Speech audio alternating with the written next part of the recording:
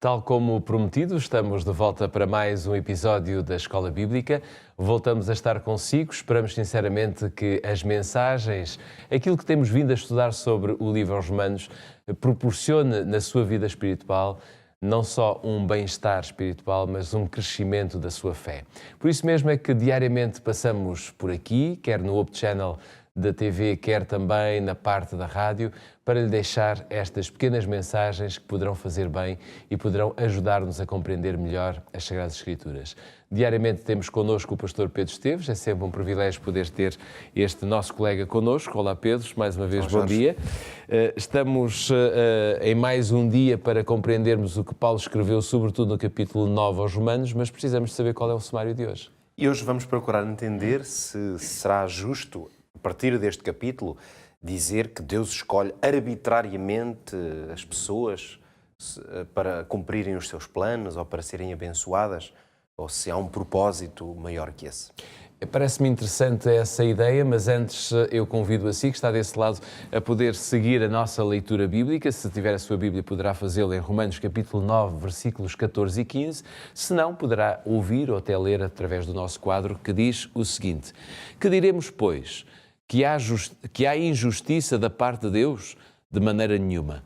Pois diz a Moisés: Compadecer-me-ei de quem me compadecer e terei misericórdia de quem eu tiver misericórdia.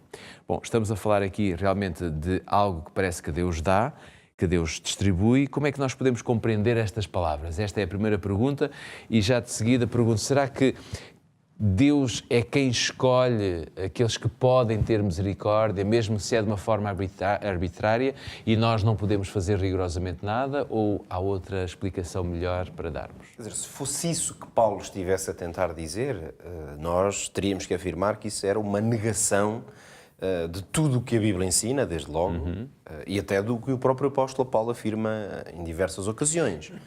Por uma questão de tempo, talvez não consigamos agora fazer, enfim, todo esse estudo, embora vamos, com certeza, ainda nestes minutos que temos, dar alguns exemplos disso. Portanto, um pequeno parênteses para dizer que aqui está um bom exemplo de que um texto isolado, é muito perigoso fazer uma leitura de um texto isolado, perigoso no sentido de que nos induz em erro, é esse o perigo. Uma palavra isolada, na verdade, se lermos todo o contexto, por vezes, de um capítulo, até de um livro, isso por vezes ajuda-nos a compreender que o que está dito naquele versículo às vezes pode ser até mais o contrário do que à partida parece indicar. E aqui temos um desses exemplos. Basta pensar que neste capítulo 9 o apóstolo, por um lado, demonstra a sua tristeza por causa da incredulidade de Israel, quando ele se refere, ainda no último programa aqui falávamos disso, precisamente, quando ele se refere ao facto de que os israelitas receberam grandes bênçãos da parte de Deus, que foram manifestas e evidentes, mas que essas bênçãos não lhe permitiram, a esse povo, ainda assim, usufruir plenamente dessa graça que Deus tinha preparada para esse povo. E, portanto, obtiveram um resultado a partir daí. Mas, tentando explicar aqui um pouco o contexto, a verdade é que, sobretudo a partir do versículo 6, nós aqui já estamos no 14 e no 15, obviamente fazemos aqui uma seleção de alguns versículos, porque não podemos ler grandes porções, mas neste contexto, por isso é que sempre convidamos aqueles que nos ouvem e nos veem aqui na Escola Bíblica, na verdade, a irem mais longe do que, E a estudarem mais. do que o tempo que estamos aqui a tomar, quem sabe lerem estes capítulos, ou no momento em que estão a ver-nos e ouvir-nos, ou um pouco mais tarde, porque isso vai ajudar a que as nossas palavras, a nossa reflexão aqui, venha apenas ajudar a pontuar, não é? Dar algumas dicas. E a verdade é que o apóstolo Paulo, ao longo deste capítulo 9, o que é que ele vai tentar mostrar aqui? Sobretudo, a liberdade de Deus na sua graça. Quer dizer, a graça de Deus se manifestar às pessoas é uma manifestação da sua total liberdade. Deus não está preso por critérios, sejam eles quais forem. É nesse sentido que nós vamos encontrar aqui alguns exemplos que o apóstolo Paulo, embora sejam exemplos reais, como é evidente, não são parábolas nem histórias inventadas, mas a verdade é que o apóstolo está a usá-las quase como ilustrações dessa verdade. Por isso é que ele próprio vai dizer, será que eu estou a dizer com isto o quê? Por exemplo, nós acabámos de ler que o apóstolo afirmou: compadecer-me-ei de quem me compadecer e terei misericórdia de quem eu tiver misericórdia. Agora, é evidente que o apóstolo, quando diz que amou Jacó e aborreceu Esaú, Deus, estou a citar versículos anteriores a este que acabámos de ler, em que o apóstolo vai usar o exemplo da linhagem de Abraão, Isaac, Jacó, mostrando que o projeto de Deus foi que através desta linhagem a sua bênção e o seu plano se executasse. E, portanto, a ideia de amou e aborreceu é no sentido de escolheu Jacó e essa escolha não recaiu sobre Esaú. É o próprio apóstolo que diz, diremos o quê? Que há injustiça da parte de Deus? Ele diz de maneira nenhuma.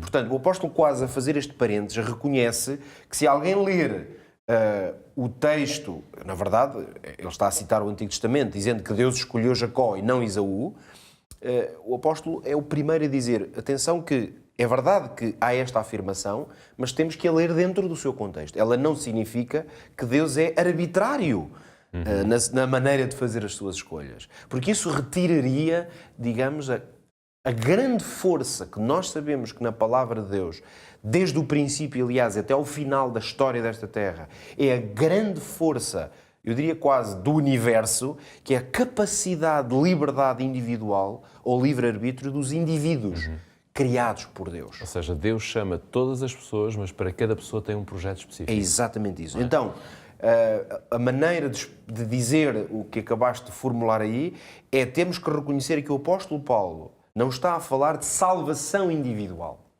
E aí é que nós temos que fazer essa diferença. Porque a salvação individual, ela é completamente livre. Claro.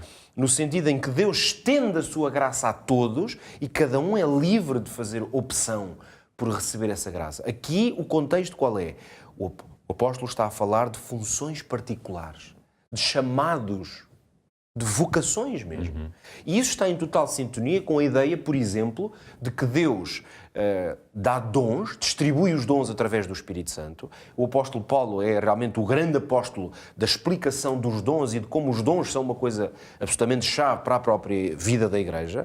E nesse caso, eu poderia ficar aborrecido porque Deus a ti deu-te dons que eu gostava de ter e Ele não me deu. E se eu considerar que esses dons são melhores, o que é que eu poderei fazer? Eu poderei chegar ao ponto de dizer assim, Deus prefere o Jorge do que me prefere a mim. Porque Ele deu-lhe dons que eu gostaria de ter e não tenho. Então, nós temos que, então, ser humildes diante da soberania de Deus, distinguindo o que é o projeto de salvação individual do que são funções e chamados que Deus fez a pessoas particulares. Por isso, Deus queria tanto que Esaú se salvasse e cumprisse o projeto que Deus tinha para a sua vida, como tinha para Jacó. Claro.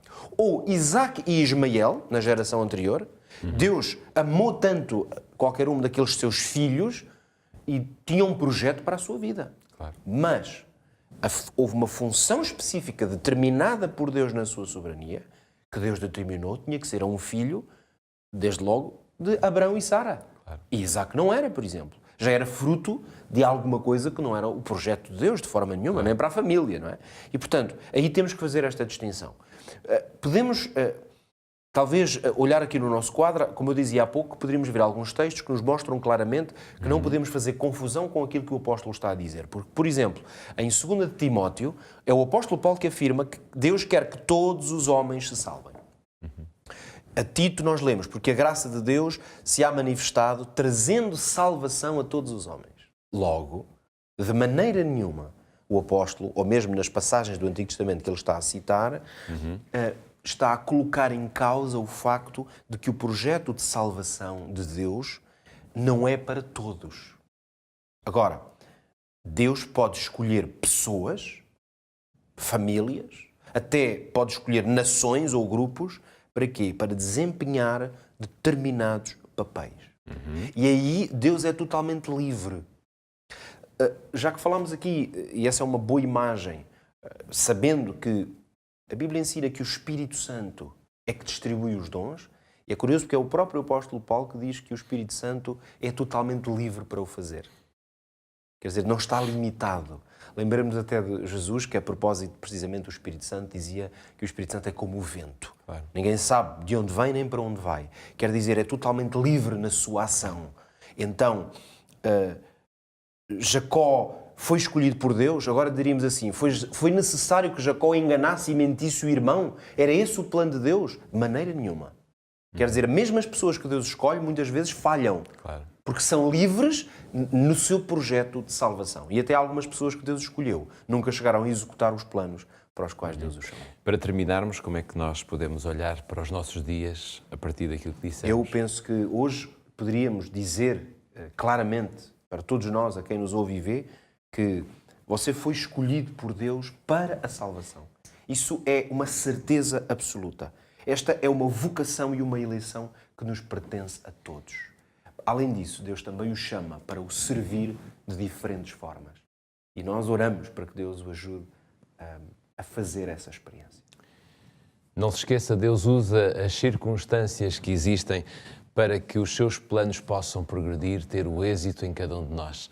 Você tem, de certeza absoluta, essa oportunidade. Descubra com Deus quais são os seus dons, quais são as características e qual é o projeto de vida que Deus tem para si. Quanto a nós, já sabe, nós voltamos no nosso próximo episódio, continuando a estudar o capítulo 9 da Epístola aos Romanos. Até lá.